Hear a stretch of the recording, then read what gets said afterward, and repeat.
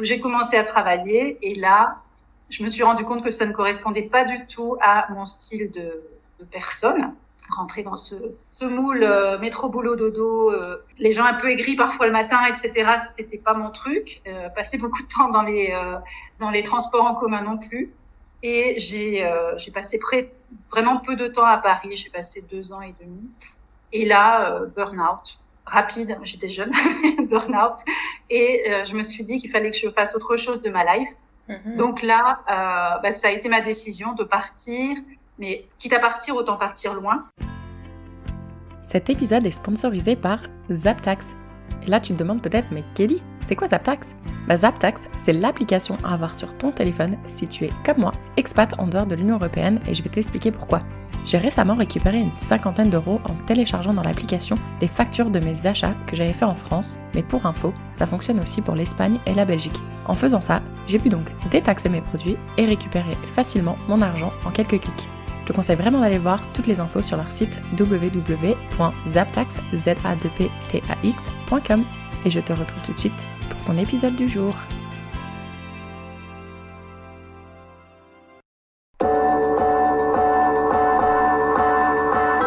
Bonjour à tous et bienvenue sur Fille Expat, le premier podcast francophone qui donne la parole aux femmes expatriées aux 4 coins du monde. Je suis Kelly Barichello et à travers chaque épisode, je te partage la conversation que j'ai eue avec une femme inspirante qui a osé sauter le pas de l'expatriation. On va te faire découvrir une nouvelle destination, un mardi sur 2, en échangeant en toute transparence sur le ressenti de chacune avant le départ, mais aussi une fois sur place. On va également tenter de comprendre les différents challenges que chaque pays peut avoir et te donner des réponses aux questions que tu te poses peut-être si toi aussi tu souhaites t'expatrier.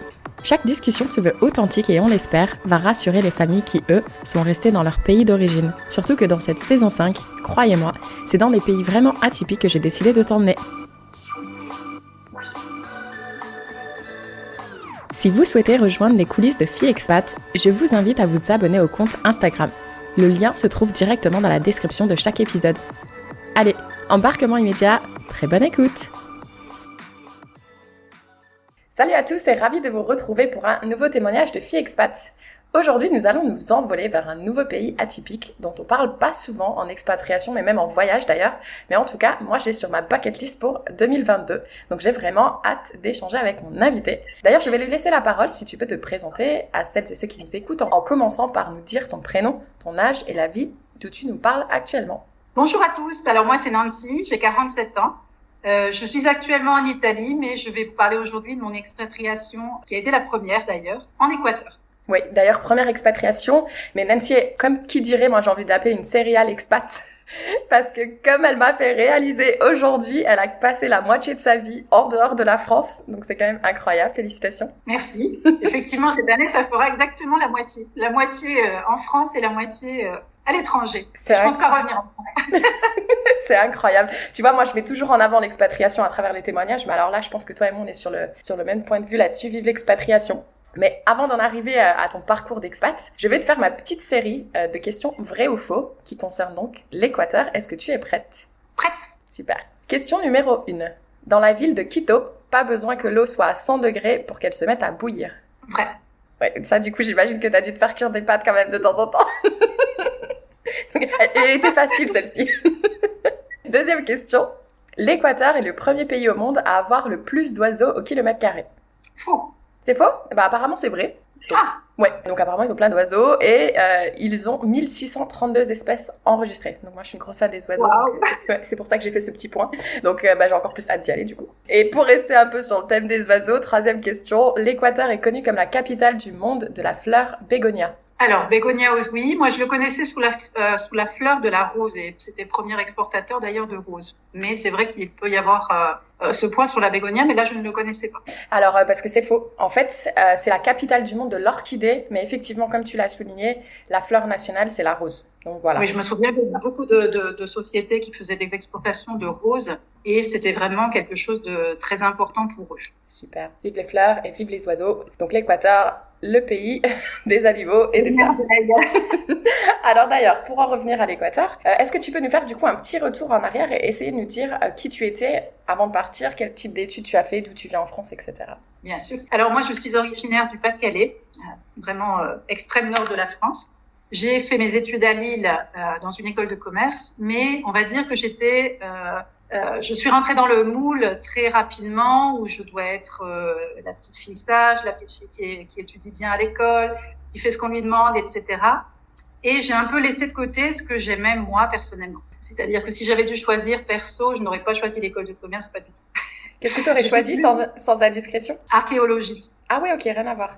Archéologie, mais j'ai été influencée par les parents parce que y a pas de débouché, qu'est-ce que tu vas faire avec ça, etc., etc. Alors que moi j'adorais et j'adore toujours tout ce qui est civilisation andine, précolombienne, etc. Je pense que ça a été aussi des aspects qui m'ont poussée à partir en Équateur. Et donc, j'ai fait mon petit parcours traditionnel des études. Je suis arrivée ensuite à Paris où j'ai commencé à travailler. Et là, je me suis rendu compte que ça ne correspondait pas du tout à mon style de personne. Rentrer dans ce moule métro boulot dodo, les gens un peu aigris parfois le matin, etc. C'était pas mon truc. Passer beaucoup de temps dans les transports en commun non plus. Et j'ai passé vraiment peu de temps à Paris. J'ai passé 2 ans et demi. Et là, burn-out rapide. J'étais jeune, burn-out. Et je me suis dit qu'il fallait que je fasse autre chose de ma life. Mm-hmm. Donc là, ça a été ma décision de partir. Mais quitte à partir, autant partir loin. Et puis j'avais fait allemand à l'école, donc c'était resté comme une petite chose que j'avais dans la tête un jour apprendre l'espagnol. Donc je me suis dit on va faire les deux, on va chercher un pays qui soit pas trop développé au niveau touristique, où je puisse apprendre l'espagnol, et puis en même temps si j'ai des petites choses pour apprendre un peu plus sur les civilisations précolombiennes, et c'est encore mieux. J'aurais pu partir au Mexique parce qu'il y avait beaucoup d'offres à l'époque, mais j'ai préféré partir en Équateur parce que là je pense que j'avais besoin d'un gros changement dans ma vie, même aux vies personnelles aussi. Donc j'ai tout plaqué à Paris, j'ai rendu mon appart, j'ai vendu les meubles parce que je ne voulais absolument pas revenir. Et là ça a été vraiment ma décision j'ai mis 3 mois, j'ai décidé en avril pour vraiment tout liquider en juin. Et je suis partie en septembre. Oui, parce que j'allais dire justement, quand on est dans une situation de burn-out, moi j'en ai jamais réellement fait, enfin je ne pense pas en tout cas, mais comment on arrive justement à gérer, parce que je pense que quand on est quand même dans le down, on doit être triste, ça doit pas être facile quand même de prendre ce genre de décision en plus de tout ça, non? Alors c'est vrai que ce n'est pas facile, mais quelque part, lorsque tu arrives dans un burn-out, tu es vraiment tellement dégoûté de ce que tu as, que soit tu te laisses aller et là tu touches le fond, soit tu te laisses aller, tu touches le fond et tu rebondis tout de suite, ou vraiment ça te donne l'énergie pour ce qu'on dit en espagnol dar el salto, vraiment passer outre tout ça et se dire voilà, j'ai besoin d'une autre chose dans ma vie. C'est ce que j'ai fait en fait. Et est-ce que tu avais quand même réussi à mettre un petit peu d'argent de côté, ou est-ce que juste le fait de vendre tes meubles et tout ça, ça a suffi? Oui, alors j'avais économisé, je travaillais en même temps, je faisais un petit peu de travail en plus dans les aéroports, ce qui m'avait permis justement d'avoir un petit fonds pour me dire voilà, je voulais pas dépendre de mes parents, donc j'ai un petit fonds, ça va me permettre de passer 1 an là-bas. Et finalement, je suis revenue d'ailleurs avec un peu de cash parce que j'avais pas tout dépensé là-bas. Et je voulais vraiment être autonome. Donc toi, du coup, tes critères, c'était je vais aller le plus loin possible de la France. De Paris. De préférence, un pays où ça parle espagnol. Mm-hmm. Et est-ce que du coup l'archéologie c'était quand même un de tes critères également? Alors c'était un des critères. Je savais que l'Équateur c'était pas non plus, c'est pas comme au Mexique où il y a vraiment une importance telle pour les Mayas, etc. En Équateur c'est vrai que c'était les Incas et il y a peu de sites qui restent aujourd'hui que l'on peut voir et visiter. Mais je savais que c'était quand même une première approche pour moi par rapport à ces anciennes civilisations. Et d'ailleurs j'ai eu l'occasion d'étudier avec un professeur d'origine indigène, qui était vraiment un crack, vraiment une personne, une perle, par rapport à ces cultures andines. Et j'ai découvert un monde magique, qui me plaisait en tout cas. J'adore. Mais du coup, t'as repris des études pour aller là-haut, ou est-ce que t'as regardé des annonces et t'as trouvé quelque chose qui te correspondait? Alors, lorsque j'ai décidé de partir en Équateur, j'ai cherché quand même, vu que je ne parlais pas du tout espagnol, j'ai cherché une académie de langue qui permettait de donner des cours le matin et d'être libre l'après-midi. Donc, ça m'a permis d'avoir les bases, vraiment de grammaire, etc. J'ai beaucoup plus appris dans la rue, vraiment avec les gens, mais au moins la partie de grammaire, je l'ai eue là. Au bout de quelques mois, c'est vrai qu'au début, c'était difficile parce que l'espagnol de Quito n'était vraiment pas l'espagnol que peut-être qu'on t'apprend à l'école. C'est pas l'espagnol d'Espagne, mais au bout de quelques mois, j'ai commencé à être fluide et ça m'a permis d'aller aussi à l'université centrale de Quito pour suivre certains cours. J'ai même suivi des cours de quechua et c'est vrai que c'était une expérience extrêmement enrichissante. Du coup, tu t'étais pris un appart dans l'université. Comment tu t'es... Enfin, parce que du coup, tu pars de Paris, ok, tu prends le billet d'avion. Mais qu'est-ce que tu avais planifié d'autre? Les cours et puis quoi d'autre? Alors, avec l'Académie de langue, il y avait quand même une petite structure qui était prévue pour nous. Donc, moi, j'étais dans une famille d'accueil. Je partageais ma chambre avec une fille du Canada, de Québec. Au bout de quelques mois, c'est pareil, je n'aimais pas en fait cette espèce de structure où tout est un peu trop planifié. Puis en plus, c'était... on était dans un quartier chicos de Quito, mais il y avait des horaires, c'était des personnes âgées qui étaient un ancien militaire, etc. On ne pouvait pas sortir le soir. Je me souviens qu'avec cette fille, des fois, on faisait des petites échappées pour aller prendre un verre, par exemple, et puis après, la porte, elle grinçait quand on rentrait à la maison. Ah, l'horreur, ouais, c'est une prison, ce truc. C'était une prison, et c'était un ancien militaire. Mais en fait, ce qui s'est passé, c'est que la meilleure école de vie, malheureusement, on peut aimer ou on peut pas aimer, mais moi, ça a été mon cas. C'est que j'ai rencontré un Équatorien avec qui j'ai commencé à avoir une relation, et du coup, j'ai laissé la famille d'accueil et je suis partie habiter avec lui. Génial, génial. Moi, je trouve que justement, ouais, quand t'es en couple avec quelqu'un qui parle la langue, en plus, tu vas apprendre des expressions, des choses que tu vas pas forcément apprendre dans la rue, etc. Enfin, moi, je sais que ça m'a beaucoup aidé avec l'anglais. Donc, trop bien. Oui, puis surtout quand tu pars avec un minimum de structure comme une école de langue, bien souvent, tu as des personnes qui viennent soit de ton pays, soit d'Europe, soit d'Amérique, etc. Et tu vas avoir tendance peut-être à plus parler anglais qu'espagnol. Oui, c'est clair. Et mon objectif, c'était vraiment de pratiquer, de me fondre dans la masse, vraiment de parler correctement et puis voilà, de me fondre dans la culture également. Et du coup, le fait que tu reprenais des études, est-ce que c'est ça qui t'a permis d'avoir un visa pour arriver en Équateur? J'ai eu un visa étudiant pendant toute l'année où j'étais là-bas. D'ailleurs, ça m'a servi pour payer moins cher les Galapagos, donc ça c'était bien. Ah, mon rêve. Et c'est vrai que j'ai eu ce visa pendant 1 an. Et tu sais, j'ai une maman qui est ch'ti et des grands-parents qui sont ch'tis, donc je connais un petit peu la mentalité du Nord-Pas-de-Calais, qui sont quand même pour moi, je vais le dire clairement, enfin une certaine génération, je trouve qu'ils sont quand même assez fermés d'esprit parce qu'en général ils sortent pas trop du Pas-de-Calais, même des fois rien que d'aller dans le sud de la France, t'as l'impression que c'est tout un voyage qu'ils doivent organiser. Comment ils l'ont pris, tes parents, quand tu leur as dit je pars à l'autre bout du monde, quoi? Je ne sais pas de où je suis née vraiment, parce que des fois je regarde ma famille et je les adore, mais je me dis c'est pas possible qu'on vienne de la même atmosphère, on va dire, parce que mes parents sont pas du tout voyage. Je crois que la seule fois où je suis partie en vacances avec eux, c'était du côté de Colmar, dans ces eaux-là. Un été, et c'est tout. Après, c'est vrai que je n'ai pas voyagé du tout avec eux, j'ai pas été influencée du tout par eux.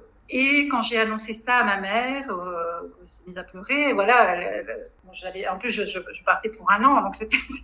Et puis c'est pas comme partir comme pour 1 an maintenant, en 2022, oui, où tu as WhatsApp, où tu peux te voir tous les jours avec la vidéo en Face, etc. C'était partir pour 1 an il y a 22 ans, oui, à peu près. Je suis partie en 99. Faites le compte. Ouais, il y avait, un contexte très, très différent. Ça t'a... Je n'ose même pas imaginer. Ça lui a fait un choc. Je crois que oui, les premiers temps, parce que c'est vrai qu'on devait partir. Lorsque je voulais parler avec eux, je devais trouver un cybercafé, essayer de nous connecter avec des espèces de casques. Et bien souvent, s'il y avait le mauvais temps ou autre, et bien la connexion était pourrie. Donc, on se voyait pas, on s'entendait pas. C'était plus le décalage horaire, naturellement. C'est une aventure pour eux aussi, oui. C'est clair, quelle aventure. Et du coup, est-ce que tu te souviens du jour où, justement, tu montais dans l'avion? Dans quel état tu te trouvais? Alors, je me trouvais excitée, heureuse. En plus, j'avais rencontré 4 personnes de différents endroits. Il y avait un Hollandais, 2 Françaises qui partaient pour le même trip que moi. Donc, finalement, on s'est pas senti tout seul.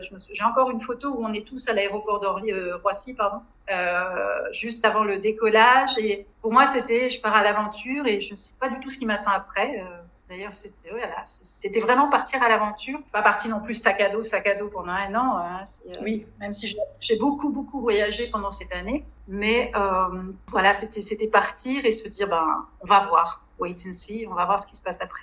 Trop bien. Et une fois que tu étais dans cette famille militaire, du militaire, tu t'es pas dit, punaise, qu'est-ce que je fous là? Oh oui, parce qu'avec le monsieur, j'ai encore sa tête là, je le vois exactement comment il était. J'avais vraiment du mal parce que c'était strict, les horaires. On se levait très tôt parce que le style de vie aussi, le soleil se lève tôt, tout est décalé en fait. C'est normal de se lever à 5 heures du mat, tout est décalé. Mais avec lui, j'avais vraiment un mal de chien et je me disais, mais une année avec lui, ça va pas le faire. Ça va pas le faire. Heureusement que tu as trouvé ton petit équatorien. Ouais. Et est-ce que c'était pas au niveau, enfin, je sais même plus c'est quoi le mot en français, overwhelming, justement d'arriver dans un nouveau pays aussi loin, une nouvelle langue, enfin quand même un peu une structure qui est pas très plaisante pour commencer. Comment on gère toutes ces émotions? Les émotions, j'ai pas eu le temps vraiment de me mettre à me pencher dessus, si tu veux, parce qu'il y a eu d'autres émotions plus importantes qui sont arrivées dès l'arrivée et dès les premières semaines. Et du coup, ça m'a pas laissé le temps de penser à ça.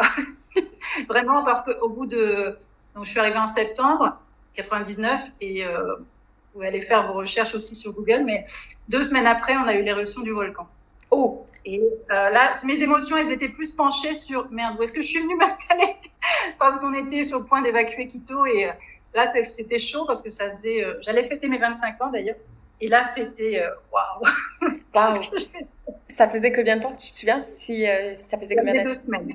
Non, mais ça faisait combien de temps qu'il n'avait pas fait une éruption? Oh non, je ne sais pas. Non. Je ne pourrais pas te dire. Mais là, je ne pourrais pas te dire. Est-ce que c'est un signe qu'il faut que je... Oui, parce que ça à peine 15 jours après, il y a eu cette espèce de... On a été un petit peu en alerte. Par chance, j'avais rencontré une Française qui travaillait à l'ambassade de France et du coup, elle m'a hébergée avec une autre Française chez elle. Et là, j'ai aussi rencontré une personne délicieuse qui avait un tout petit enfant qui déjà à 4 ans parlait 3 langues. Et là, je me suis dit, ouais, ça c'est super ça. Ah, trop bien. Et ça n'a pas trop fait de dégâts? Si tu veux, on était chez elle. Du coup, elle nous avait dit qu'elle nous hébergeait pendant une semaine. Et si vraiment il fallait, on était en alerte orange. Si on passait en alerte rouge, on devait évacuer Quito. Elle savait exactement où nous emmener.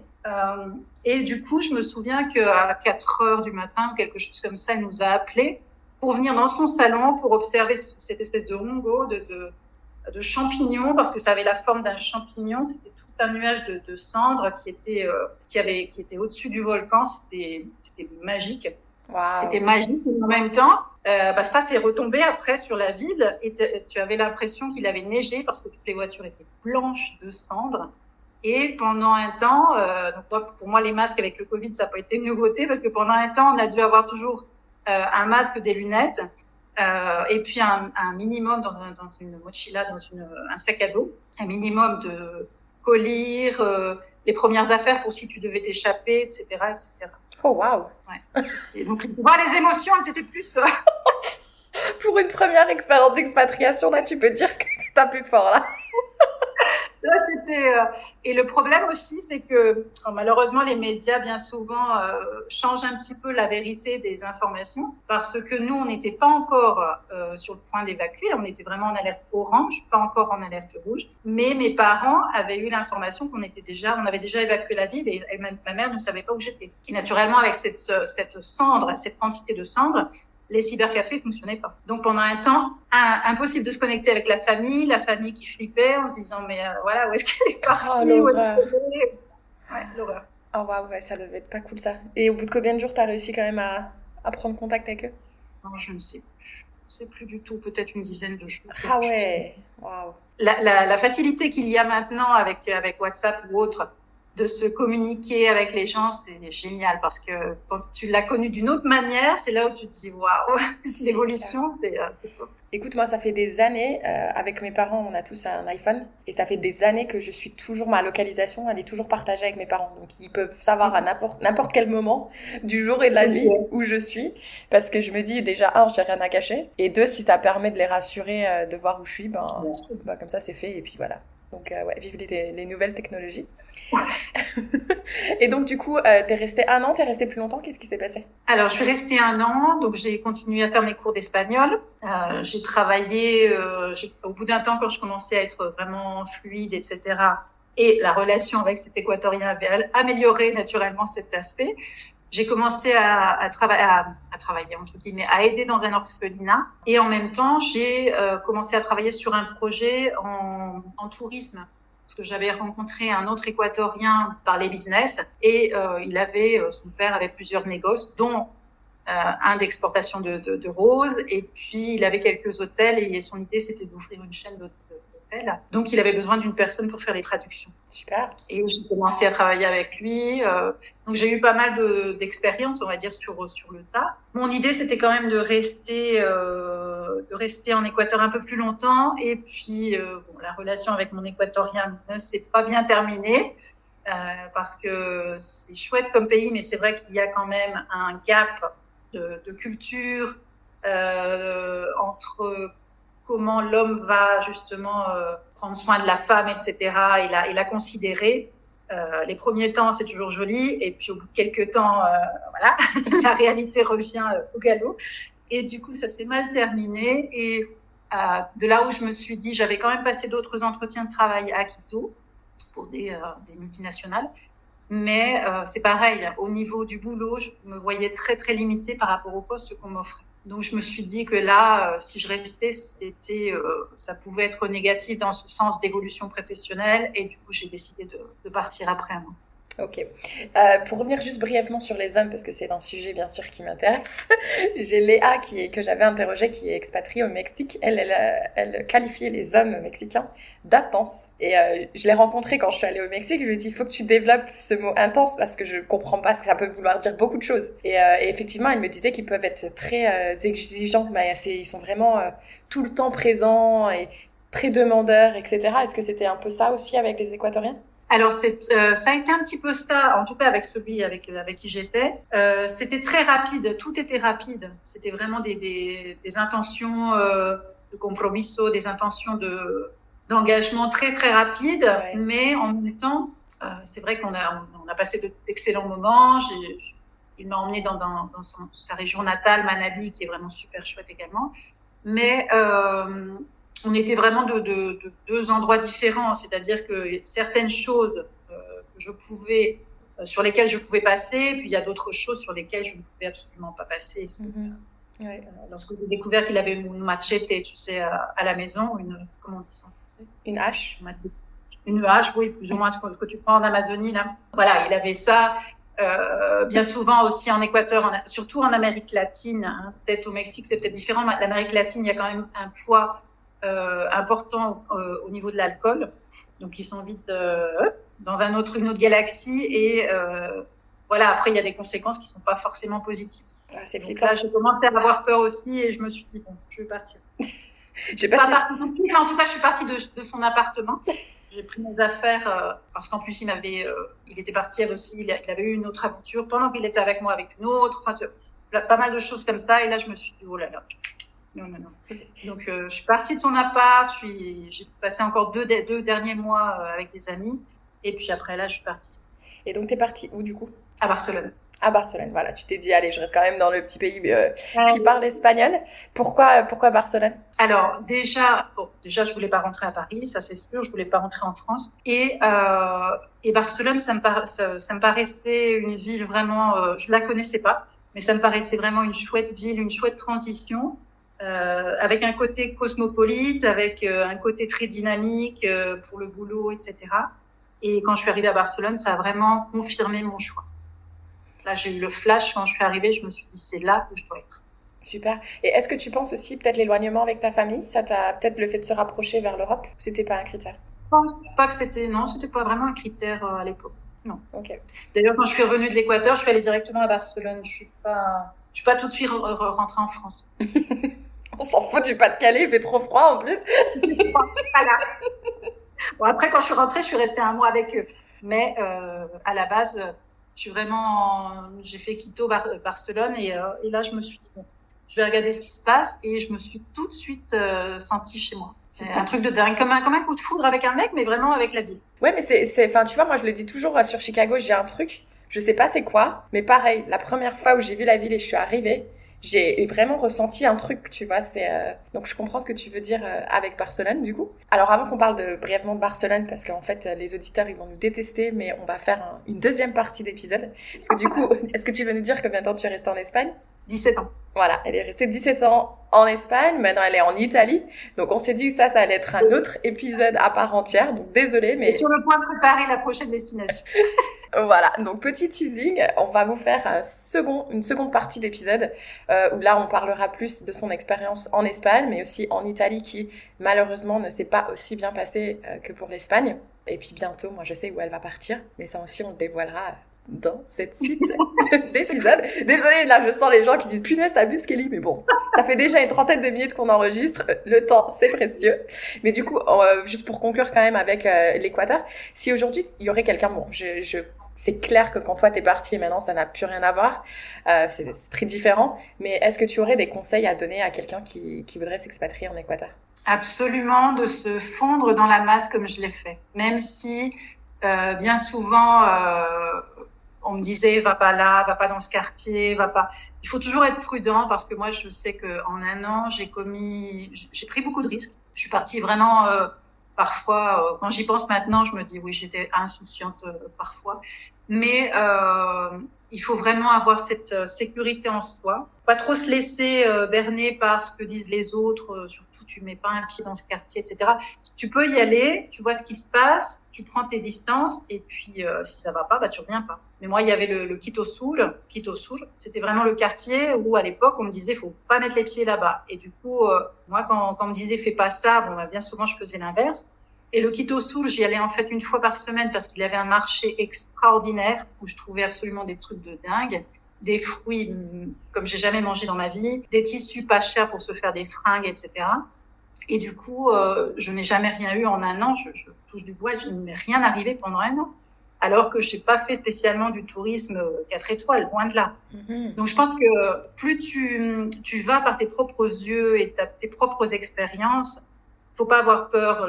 L'Équateur, c'est un pays très très riche. Il y a une diversité incroyable de tout en fait, hein, de paysages, etc. Et moi, je suis allée à droite, à gauche. Je crois qu'il n'y a pas beaucoup d'endroits en Équateur où je suis pas allée pendant un an, mais j'ai eu cette curiosité de me dire j'y vais. J'évite les coins trop touristiques. Hein. Je ne vais pas te dire d'aller une semaine à Otavalo parce que là, c'est un marché super touristique.